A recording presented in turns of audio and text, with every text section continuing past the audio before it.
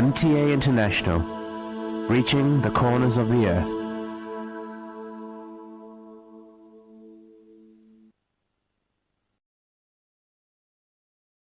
اس وقت ہم سیدنا حضرت امیر المومنین خلیفۃ المسیح رابع ایدہ اللہ تعالی بنصر العزیز کا ایک تاریخی خطبہ جمعہ آپ کی خدمت میں پیش کر رہے ہیں۔ حبیبنا صلی علی محمد صلی علی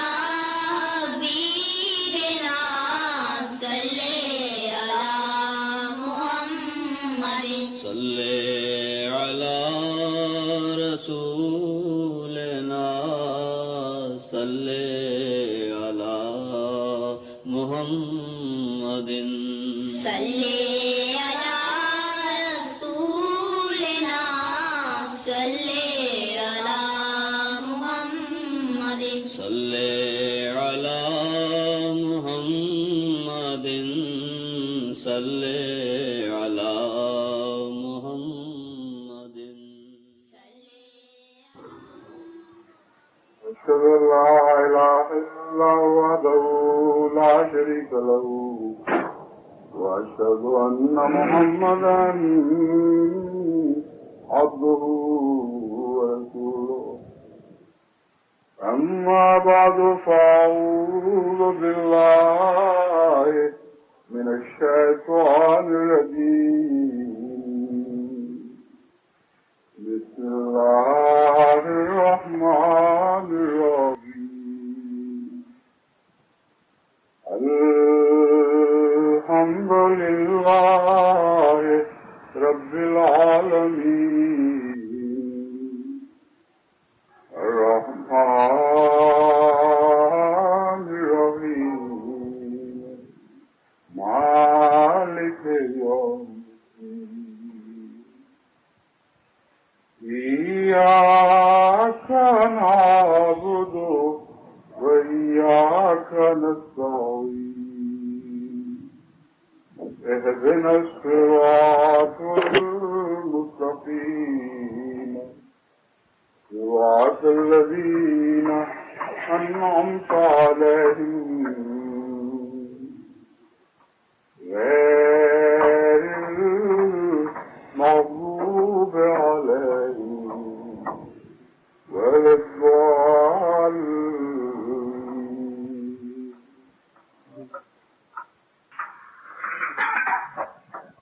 آج ہمیں یہ خطبہ یہ جمعہ اسپین کے ایک چھوٹے سے قصبے خاتبہ میں پڑھنے کی توفیق مل رہی ہے۔ خاتبہ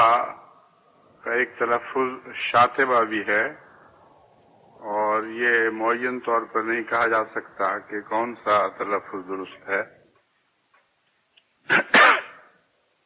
یہ قصبہ اگرچہ چھوٹا ہے لیکن تاریخی لحاظ سے ایک غیر معمولی اہمیت کا حامل قصبہ ہے، اور یہاں اس کے ماحول میں پہاڑوں کے اوپر آج تک مسلمانوں کی عظمت کے آثار واقعہ، ان کی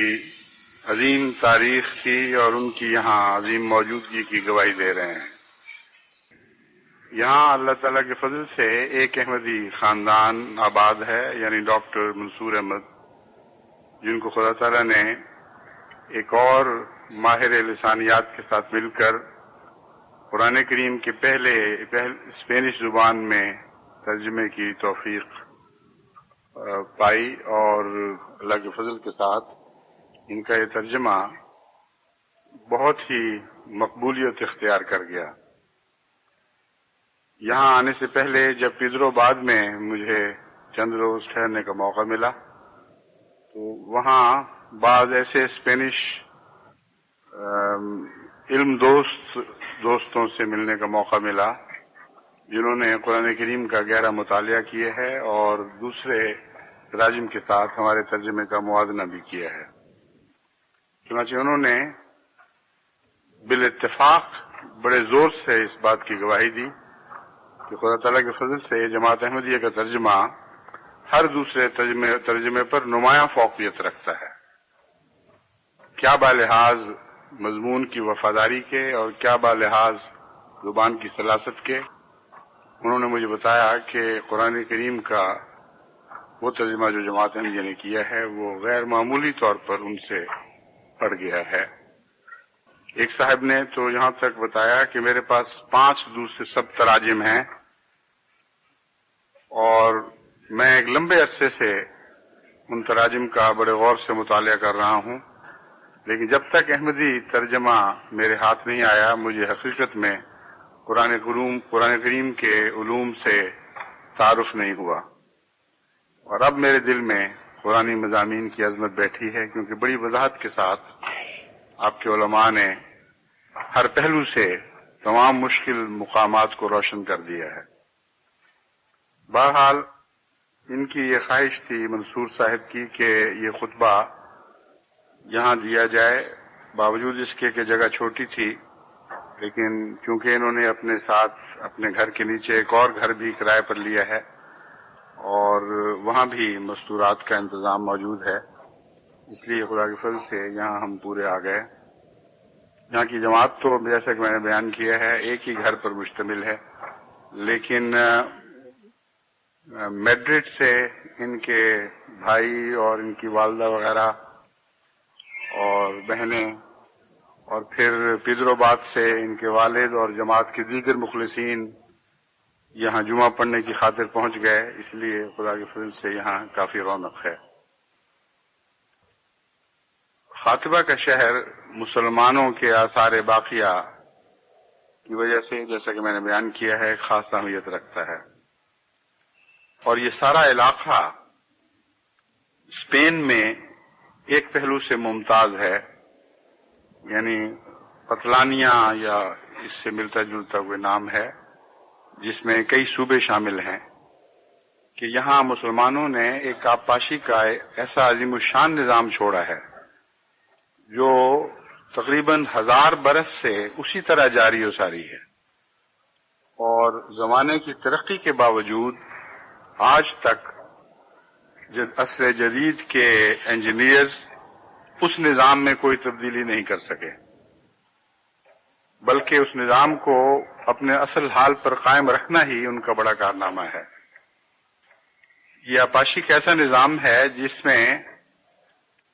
بغیر کسی شور کے، بغیر کسی آواز کے،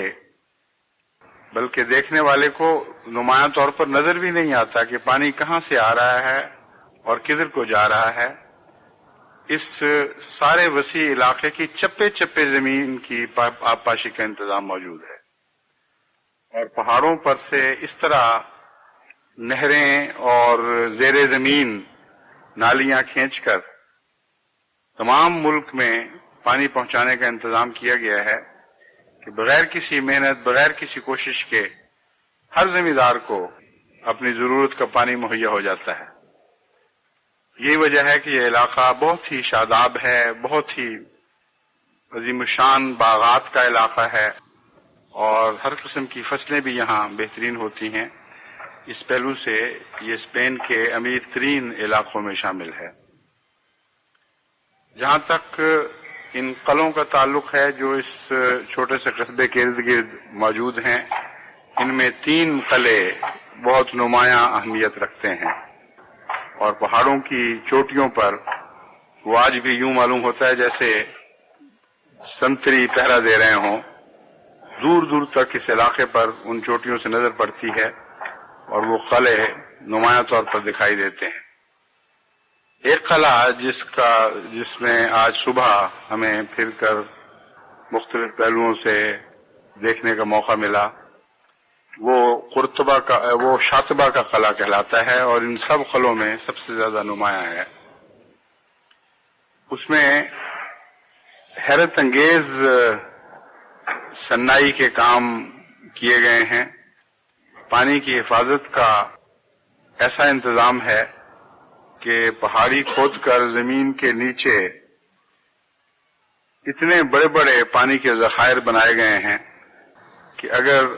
ارد گرد محاصرے کے نتیجے میں سال بھر بھی وہاں کے لوگوں کو معصور رہنا پڑے تو پانی کی کمی محسوس نہ ہو. اور سال بھر سے مراد یہ ہے کہ پھر ہمیشہ کے لیے، کیونکہ ہر سال اتنی بارش اس علاقے میں ہو جاتی ہے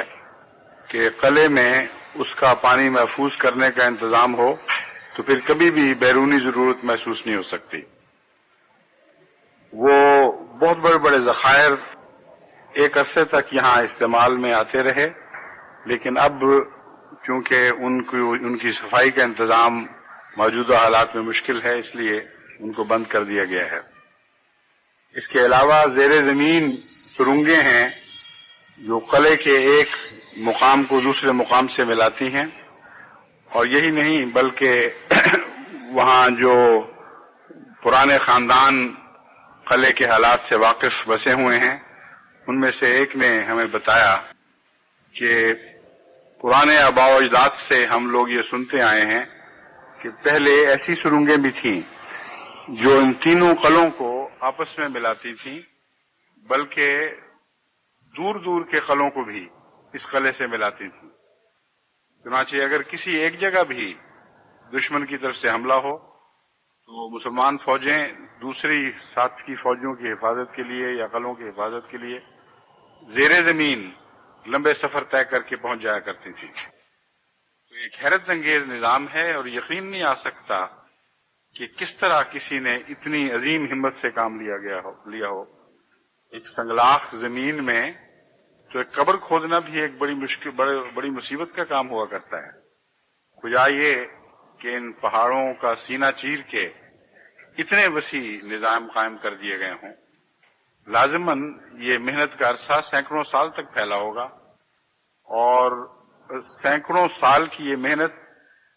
ہزارہ سال تک معلوم ہوتا ہے اسی طرح جاری و ساری رہے گی، اور آئندہ آنے والی نسلیں دیکھ کر ان لوگوں کی عظمت اور ہمت پر تعجب کیا کریں گی. یہ دونوں نظام اپنی جگہ قابل تعریف ہیں، قابل ستائش ہیں، اور ان کو دیکھ کر انسان کا سر ان لوگوں کی عظمت کے سامنے تعریف کے رنگ میں جھکتا ہے، مگر حقیقت میں انسان کا سر عظمت کے لحاظ سے صرف خدا کے سامنے جھکنا چاہیے. اور اس پہلو سے جو میں مضمون آپ کے سامنے رکھنا چاہتا ہوں اسے خوب اچھی طرح ذہن نشین اور دل نشین کرنا چاہیے. ایک مسلمانوں کی قوم کی ظاہری عظمت تھی جس کے آثار باقیہ یہاں دکھائی دیتے ہیں، اور ایک اسلام کی تعلیم کی عظمت ہے جو اس علاقوں سے بالکل مٹائی جا چکی ہے. بس جو روح تھی وہ تو غائب ہو گئی، اور جسم کے نشان اس طرح ملتے ہیں جیسے ہزاروں سال کی فرعین مصر کی ممیاں موجود ہوں. جب روح باقی نہ رہے تو جسم کی عظمت کی کوئی حقیقت نہیں رہا کرتی. بس اسپین کی سرزمین در حقیقت ایک عبرت کا نشان ہے. وہ لوگ جو آج بھی بانگ دہل یہ اعلان کرتے ہیں کہ اسلامی جہاد کا معنی تلوار کا جہاد ہے، اور تلوار کے زور سے علاقوں کو فتح کرنا اور قوموں کو مذہب کو اسلام کو تسلیم کرنے پر مجبور کرنا ہی دراصل حقیقی اسلامی جہاد ہے، ان کے لیے اسپین کا علاقہ ایک ہمیشہ کے لیے عبرت کا نشان پیش کرتا ہے. اور ان کو بابانگ دہل یہ بتاتا ہے، بڑے زور سے اس بات کا اعلان کرتا ہے کہ تلوار کی عظمت کی کوئی حقیقت نہیں ہے. تلوار کی عظمتیں تلواروں کے ذریعے توڑ دی جاتی ہیں، اور حقیقی عظمت پیغام ہی کی عظمت ہے، اور محبت کی عظمت ہے، اور عقل اور حکمت کی عظمت ہے جو ہمیشہ باقی رہا کرتی. بس آپ دیکھیں کہ وہ علاقے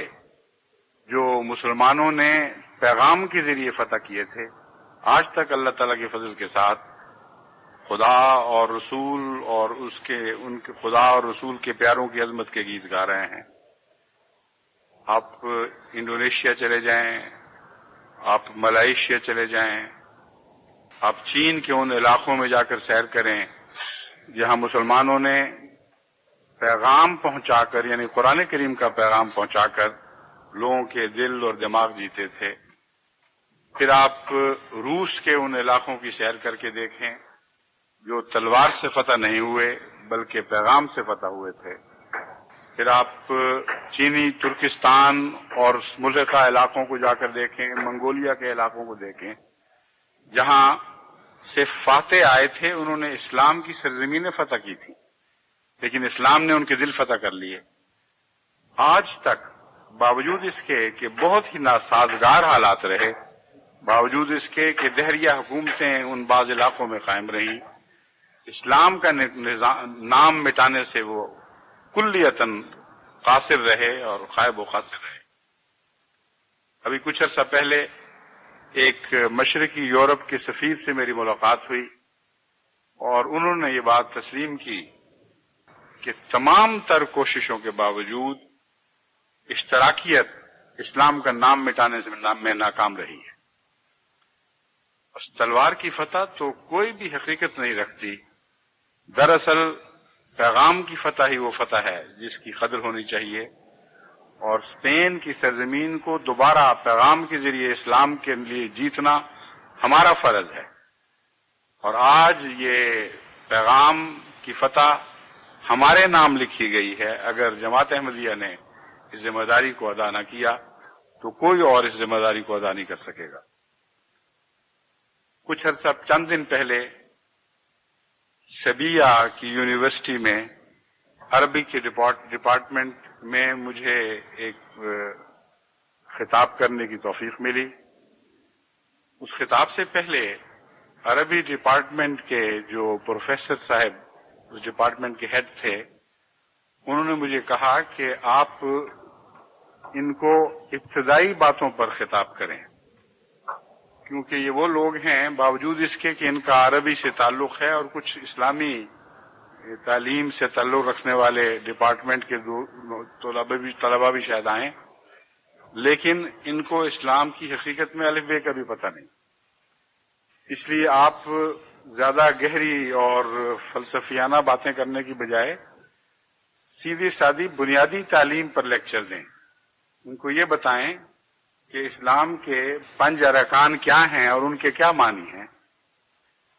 چنانچہ میں نے ان کے اس مشورے کے مطابق اسی مضمون پر وہاں خطاب کیا،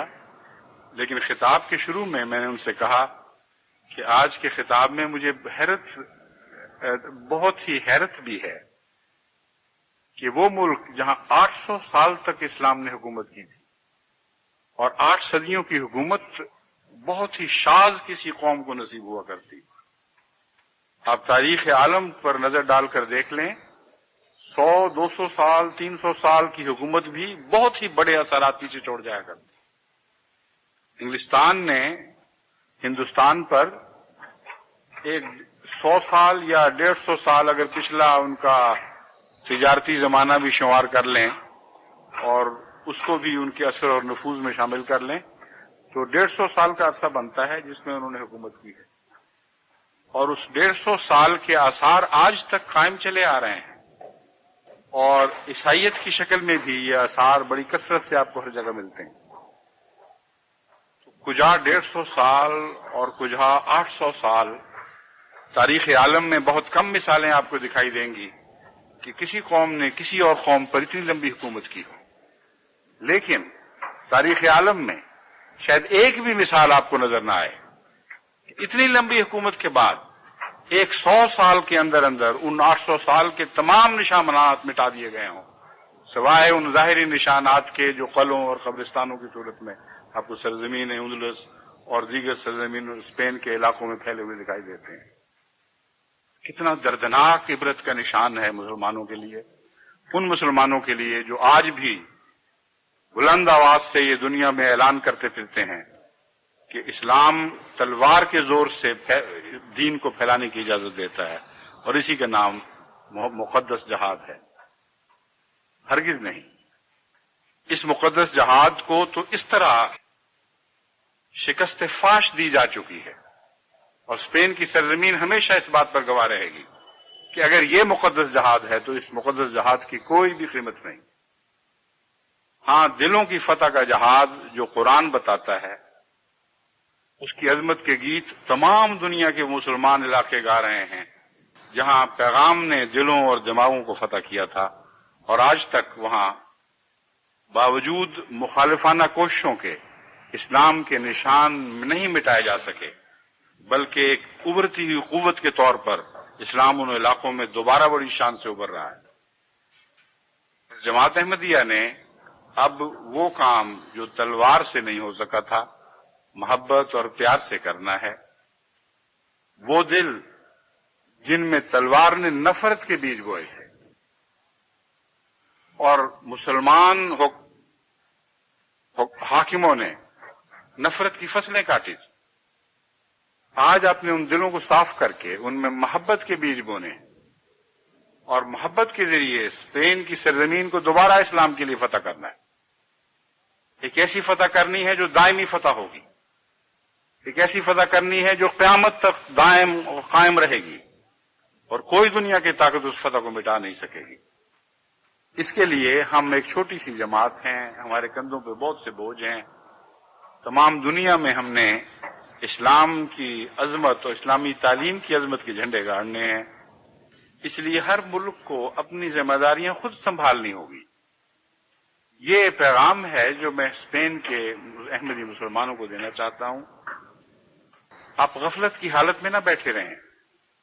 اگر آپ نے اس زمین کو فتح نہ کیا تو اور کہیں سے لوگ نہیں آئیں گے۔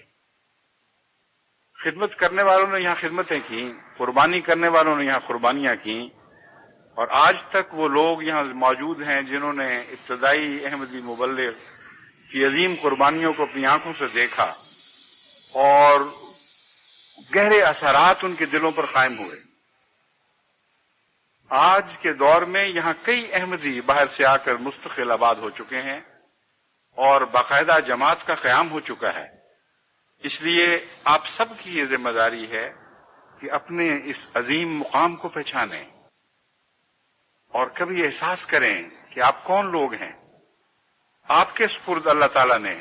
اس علاقے کی فتح کا سہرا لکھ دیا ہے، لیکن اس صحرا کے حصول سے پہلے آپ کو کچھ محنت کرنی ہوگی، کچھ مشقت کرنی ہوگی۔ بیٹھے بٹھائے تو یہ صحرا آپ کے سر نہیں باندھا جائے گا۔ ہاں، خدا کی تقدیر میں یہ مقدر ہے کہ احمدیہ جماعت نے بہرحال اس صحرے کو فتح کرنا ہے اور احمدیہ جماعت کے سر پر یہ صحرا باندھا جائے گا۔ میں نے جو یہاں جماعت کی حالت دیکھی ہے، مجھے اخلاص تو دکھائی دیا ہے، قربانی کی روح بھی نظر آتی ہے، قربانی کا جذبہ موجود ہے، لیکن اپنے اپنے منصب کو پہچاننے اور اس منصب کو پہچان کر اس کے مطابق اپنے اعمال کو ڈھالنے کی کمی دکھائی دی ہے۔ اس پہلو سے آپ لوگوں کا منصب اول جو آپ کو سمجھنا چاہیے وہ ایک مبلغ کا منصب ہے۔ آپ کی زندگی کی ہر دلچسپی اس منصب کے مطابق ڈھالی جانی چاہیے۔ آپ کے ذاتی کاروبار ہوں یا دوسرے کام ہوں، جماعتی کام ہوں یا سوشل دلچسپیاں ہوں، ان سب میں سب سے اہم بات ہمیشہ جو پیش نظر رکھنی چاہیے وہ یہ ہے کہ آپ کا کردار ایک مبلغ کے طور پر نمایاں ہو کر ابھرے اور تمام اہل اسپین احمدیوں کو سب سے پہلے ایک مبلغ کے طور پر جاننے اور پہچاننے لگیں۔ آپ کپڑے بیچ رہے ہوں یا کپڑے خرید رہے ہوں، دیگر کاروباروں میں مصروف ہوں، جہاں بھی آپ جائیں، ان کے میلوں ٹھیلوں میں کبھی سوشل تعلقات بڑھانے کی خاطر شامل ہوں، ہر حیثیت میں آپ کے مبلغ کا کردار نمایاں ہو کر ابھرنا چاہیے اور آپ کو دل جیتنے والے احمدی بننا چاہیے، اور یہی جماعت احمدیہ کی شہرت اس ملک میں پھیلنی چاہیے۔ آپ نے اگر دیر کر دی تو میں آپ کو یقین دلاتا ہوں کہ یہ ملک بڑی تیزی کے ساتھ مذہبی اقدار سے دور جا رہا ہے۔ اس وقت آپ کے لیے ایک موقع ہے، اس وقت آپ کے لیے خدا تعالیٰ نے یہ تھوڑی سی سہولت مہیا کر دی ہے کہ ابھی ان میں مذہبی سوچ رکھنے والے کافی لوگ موجود ہیں۔ عیسائیت کے تعصبات بھی ان میں ہوں گے، لیکن خدا کی محبت ابھی باقی ہے، دین کی محبت ابھی باقی ہے، ابھی ان لوگوں میں روحانیت کی قدر موجود ہے۔ لیکن چونکہ اسپین کا علاقہ بہت تیزی کے ساتھ یورپ میں مدغم ہو رہا ہے اور ای سی کا ایک حصہ، مستقل حصہ بن کر یہ ملک تیزی کے ساتھ دیگر مغربی اقدار کے تابع ہو جائے گا. اس لیے میں آپ کو بتاتا ہوں کہ بہت تیزی کے ساتھ اس قوم میں کام کرنے کی ضرورت ہے، اور ابھی جو وقت میسر ہے اس کو غنیمت سمجھیں، ورنہ دیکھتے دیکھتے مغربی اور مادہ پرست تہذیب ان پر مزید اس طرح غالب آ جائے گی کہ پھر بہت مشکل ہو جائے گا یہاں کام کرنا. جیسے ہمیں یورپ کے دیگر علاقوں میں مشکلات اور دقتیں پیش آ رہی ہیں، اسی طرح آپ کے سامنے بھی دقتیں پیش آئیں، آپ کے لیے بھی دقتیں پیش آئیں گی اور کام پہلے سے زیادہ مشکل ہو جائے گا. بس اس پہلو سے کچھ نصیحتیں میں نے حیدرآباد کی مسجد میں جماعت کو مخاطب کرتے ہوئے کی تھیں، ان کو ملحوظ رکھیں، اور کچھ مزید آپس میں بیٹھ کر مشورے کیا کریں. ایک خاندان کی طرح سر جوڑ کر بیٹھا کریں اور آپس میں ایک دوسرے کے سامنے اپنے مسائل رکھا کریں، ان کے حل تلاش کرنے میں ایک دوسرے سے مدد مانگا کریں، اور جہاں جہاں خدا نے آپ کو کوئی اچھا بصیرت کا نقطہ سمجھایا ہوا ہو وہاں وہ دوسروں کو سمجھایا کریں. اپنے تجارب سے جہاں خود فائدہ اٹھاتے ہیں دوسروں کو بھی فائدہ پہنچائیں، اور اس طرح جماعت مل کر بڑی تیزی کے ساتھ آگے قدم بڑھانا شروع کرے. ایک اسپین کے دوست جو مجھے ملنے آئے، انہوں نے اس بات خدشے کا اظہار کیا. وہ مسلمان ہو چکے ہیں اور کافی عرصے سے مسلمان ہیں، لیکن ابھی جماعت احمدیہ سے ان کا تعلق نہیں، لیکن جماعت سے گہری محبت رکھتے ہیں اور دن بدن ان کی محبت بڑھ رہی ہے.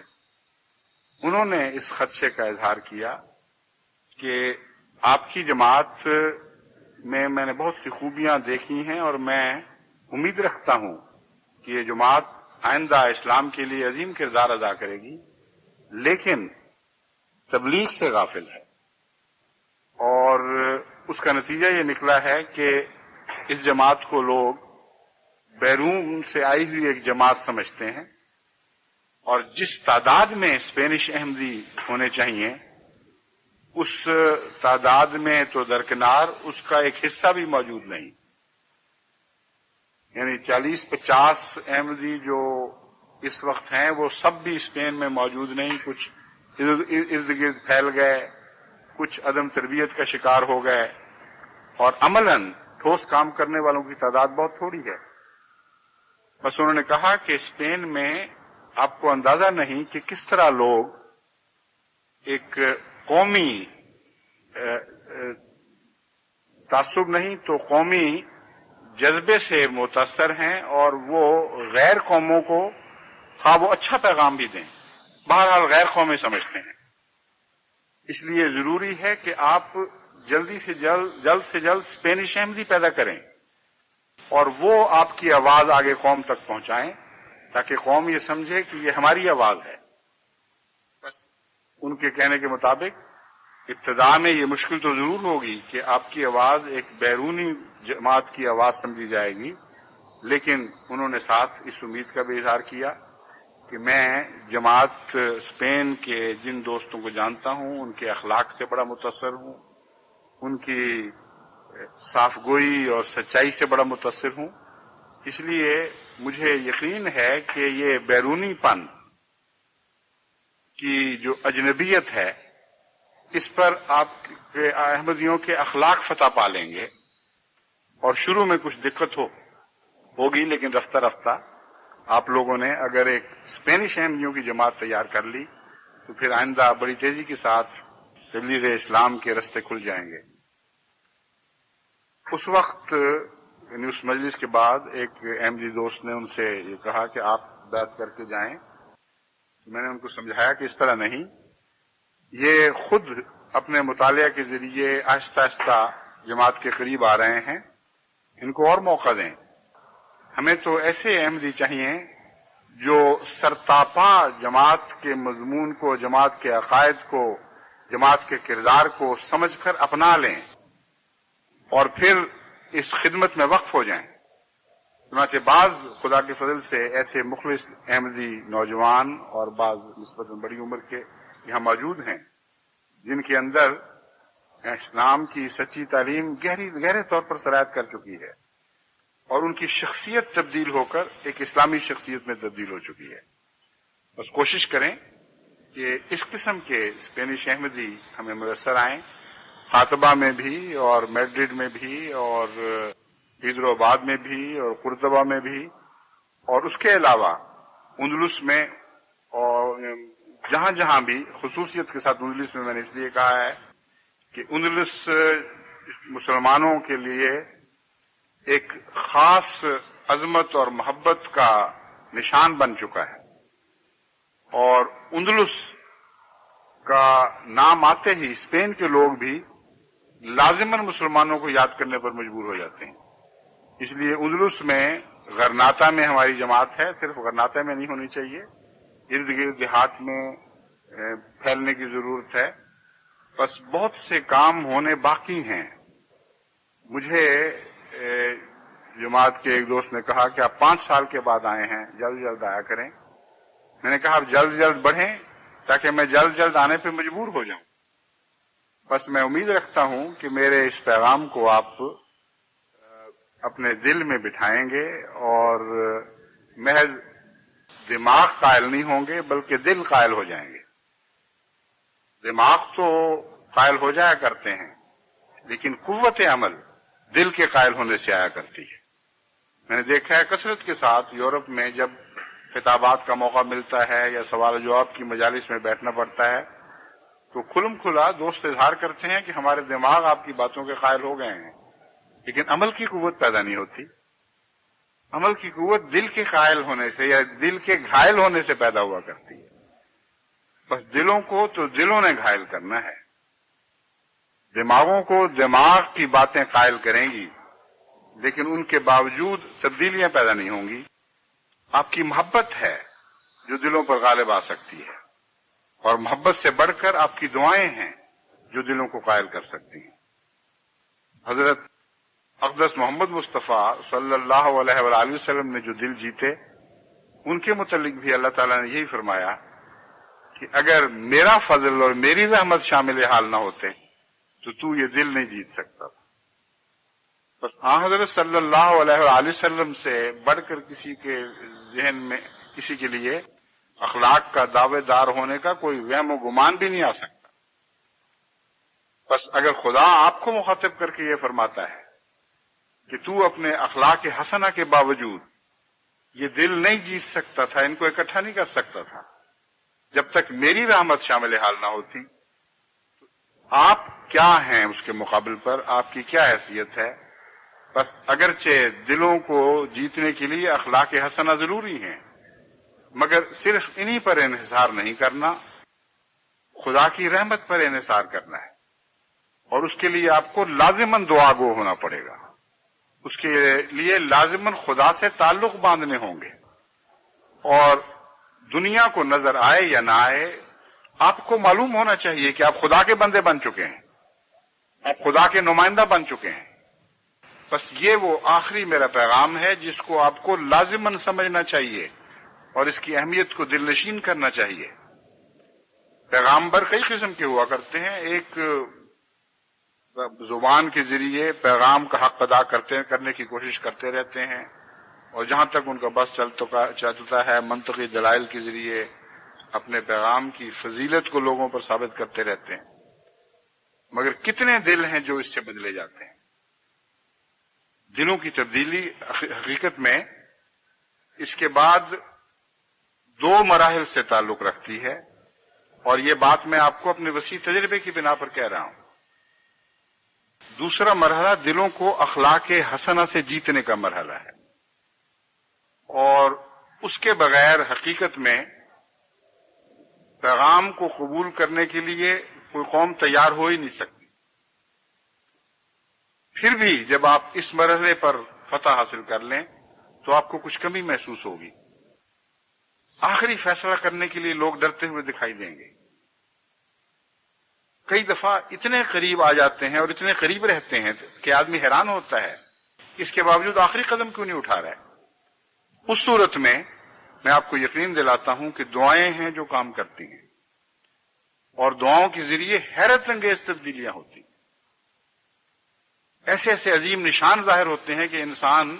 کی عقلیں دنگ رہ جاتی ہیں کہ کیسے یہ واقع ہوئے. بس اس کے لیے باخدا بننا ضروری ہے. خشک منہ کی دعائیں کبھی قبول نہیں ہو سکتی جبکہ دل کی سوزش کے ساتھ ان کا تعلق نہ ہو. اس لیے دعاؤں میں سوز پیدا کریں، اپنے دل میں وہ گرمی پیدا کریں جو خدا کی محبت کے نتیجے میں پیدا ہوتی ہے، اور پھر یہ محسوس کیا کریں کہ آپ خدا کے نمائندہ ہیں. خدا کے نمائندے اب ہونے کا احساس ایک بہت بڑا عظیم احساس ہے. اس احساس کے نتیجے میں تکبر نہیں بلکہ انکسار پیدا ہوتا ہے، اور یہی اس احساس کی پہچان ہے. وہ علماء جو خدا کا نمائندہ بنتے ہیں اور خدا کی مخلوق سے تکبر سے پیش آتے ہیں وہ جھوٹے ہیں، کیونکہ خدا کا نمائندہ کبھی بھی خدا کی مخلوق سے تکبر سے کام نہیں لیتا. خدا کی مخلوق اس کی اپنی بن جاتی ہے. تبھی قرآن کریم نے حضرت صلی اللہ علیہ وآلہ وسلم کو مخاطب کرتے ہوئے موقع پر فرمایا کہ قل یا عبادی، اے محمد تو یہ اعلان کر کے اے میرے بندو. بہت سے علماء کے لیے اس آیت کو سمجھنے میں الجھن پیش آئی. وہ حیران رہ گئے کہ قرآن تو اتنی عظیم الشان توحید کی تعلیم دیتا ہے، پھر محمد مصطفیٰ کو مخاطب کر کے خدا نے یہ کیوں کہا کہ یہ اعلان کر دیا ہے میرے بندو؟ وہ تو خدا کے بندے ہیں. وہ اس بات کو نہیں سمجھ سکے کہ یہ تکبر کی انتہا نہیں بلکہ انکسار کی انتہا ہے. حضرت صلی اللہ علیہ وآلہ وسلم خدا کی محبت میں ایسا بڑھے کہ خدا کے بندے ان کو اپنے بندے لگنے لگے، اور جن بندوں سے خدا کو پیار تھا ان بندوں سے محمد مصطفیٰ صلی اللہ علیہ وسلم کو بھی پیار ہو گیا، اور اس طرح دوئی مٹ گئی. بس حقیقت میں عرفان کے نتیجے میں تکبر نہیں بلکہ انکسار نصیب ہوا کرتا ہے. اس پہلو سے آپ کو خدا کا نمائندہ بننا چاہیے، اور جب آپ میں یہ احساس پیدا ہوگا تو لازماً نہایت تیزی کے ساتھ پاک تبدیلیاں پیدا ہوں گی، اور آپ کو اپنے وجود کے اندر سے ایک نیا وجود نکلتا ہوا دکھائی دے گا. آپ محسوس کریں گے کہ آپ کے اندر ایک انقلاب آ چکا ہے، اور اس تبدیل شدہ شخصیت میں ایک مقناطیسی طاقت پیدا ہو جائے گی. یہ وہ طاقت ہے جو دلوں کو فتح کیا کرتی ہے، اور دراصل یہ خدا کی طاقت ہے جو دلوں پر غالب آیا کرتی ہے. حضرت صلی اللہ علیہ وآلہ وسلم کی ذات میں وہ خدائی طاقت پیدا ہو چکی تھی. بس جب خدا نے یہ کہا کہ خدا یہ تبدیلی کرتا ہے تو یہ مراد نہیں تھی کہ محمد رسول اللہ صلی اللہ علیہ وسلم کا ذریعہ ایک الگ کام کر رہا تھا اور خدا کے ذرائع الگ کام کر رہے تھے، بلکہ حضرت صلی اللہ علیہ وآلہ وسلم کی ذات میں وہ ذریعے ظاہر ہوئے. آپ کی ذات میں خدا کی طاقتیں ظاہر ہوئی، اور ان کے ذریعے وہ عظیم الشان تبدیلیاں پیدا ہوئیں جو لاکھوں دلوں کو خدا تعالیٰ نے ایک آنن فانن تبدیل کر کے دکھا دیا. بس یہ اسپین کی سرزمین کتنی بھاری اور سنگلاخ زمین کیوں نہ نظر آئے، میں آپ کو یقین دلاتا ہوں کہ جو نسخے پہلے کارآمد ثابت ہوئے ہیں آج بھی لازماً کارآمد ثابت ہوں گے. یہ وہ نسخے نہیں جو اپنے اثر کو چھوڑ دیا کرتے ہیں، یہ دائمی نسخے ہیں، یہ قانون قدرت سے تعلق رکھنے والے نسخے ہیں. اور جیسے قانون قدرت تبدیل نہیں ہوتا، یہ نسخے جو قانون قدرت پر مبنی نسخے ہیں ان کا اثر کبھی بھی ظاہر نہیں ہو سکتا، کبھی بھی ان نسخوں کا اثر ضائع نہیں ہو سکتا. بس آپ ان کو استعمال کر کے دیکھیں، اس رنگ میں تبدیل کریں جیسا کہ میں نے آپ سے بیان کیا ہے. عاجزانہ دعائیں کرتے رہیں اور دل کو تبلیغ میں ڈال دیں، تبلیغ کے ہو جائیں، خدا کی نمائندگی اختیار کرنے کی کوشش کریں، اور دعاؤں کے ذریعے خدا سے مدد مانگیں. پھر دیکھیں انشاءاللہ دیکھتے دیکھتے اس سرزمین کی تقدیر تبدیل ہوگی. نئی شان کے ساتھ اسلام دوبارہ اس سرزمین میں آئے گا. یہ شان تلوار کی شان نہیں ہوگی بلکہ پیغام کی شان ہوگی. یہ سرزمین کی فتح نہیں ہوگی بلکہ دلوں کی فتح ہوگی جو اس سرزمین پر بستے ہیں، اور یہ فتح دائمی فتح ہوگی. پھر دنیا کی کوئی طاقت، کوئی تلوار اسلام کے نشان اس مقدس زمین سے مٹا نہیں سکے گی. خدا کرے اس کی آپ کو توفیق ہو. خدا کرے آپ وہ تاریخی حیثیت شخصیتیں بن جائیں جن کے نام کے ساتھ علاقے لکھے جائیں، جن کے نام کو آئندہ آنے والی قومیں فخروں سے یاد کریں اور کہیں یہ وہ لوگ تھے جنہوں نے اندلس کی زمین کو دوبارہ خدا کے لیے فتح کیا تھا. خدا تعالیٰ ہمیں اس کی توفیق عطا فرمائے.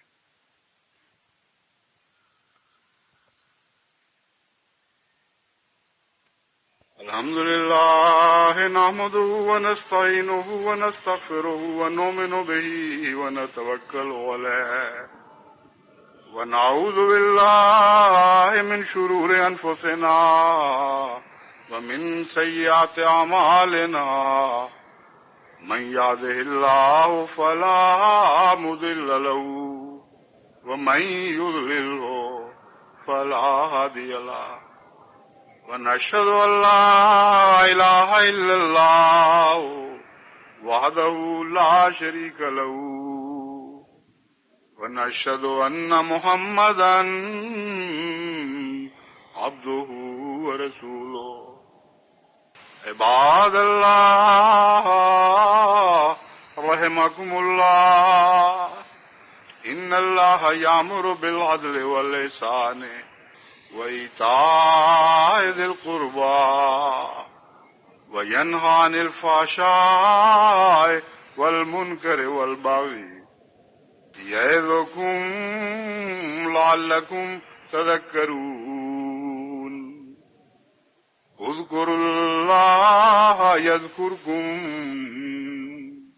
وادعوه يستجب لكم